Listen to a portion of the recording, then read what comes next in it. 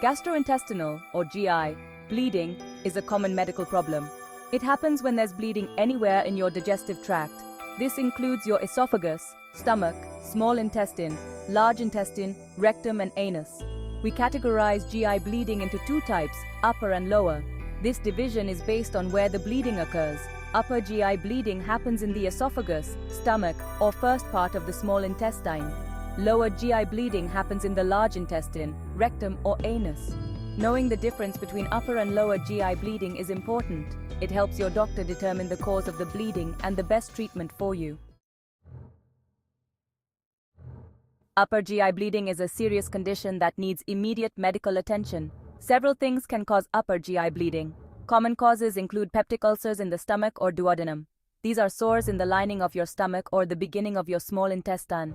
Another cause is esophageal varices, which are enlarged veins in the esophagus. Symptoms of upper GI bleeding vary depending on the severity of the bleed. Vomiting blood is a common symptom. The blood might be bright red, or it might look like coffee grounds if it's been partially digested. Black tarry stools are another sign of upper GI bleeding. You might also experience abdominal pain, weakness, fatigue, dizziness, and shortness of breath. Lower GI bleeding refers to bleeding that originates in the large intestine, rectum, or anus. Just like upper GI bleeding, it can be caused by a variety of factors. Hemorrhoids, which are swollen veins in the rectum and anus, are a common cause of lower GI bleeding. Diverticulosis, which are small pouches that can form in the lining of the large intestine, can also bleed. The most noticeable symptom of lower GI bleeding is bright red blood in the stool. You might also see blood on the toilet paper after wiping. Other symptoms include abdominal pain, diarrhea, and constipation. Section 4. Diagnosing and treating GI bleeding. Diagnosing the cause of GI bleeding starts with the medical history and physical exam.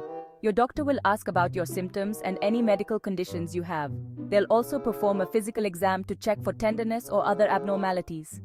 To pinpoint the source of the bleeding, your doctor might recommend imaging tests. These tests might include an endoscopy or a colonoscopy. An endoscopy involves inserting a thin, flexible tube with a camera into the upper GI tract. A colonoscopy uses a similar scope to examine the large intestine. Treatment for GI bleeding depends on the cause and severity. Medications can help control bleeding and reduce stomach acid. Endoscopic procedures can stop bleeding directly at the source.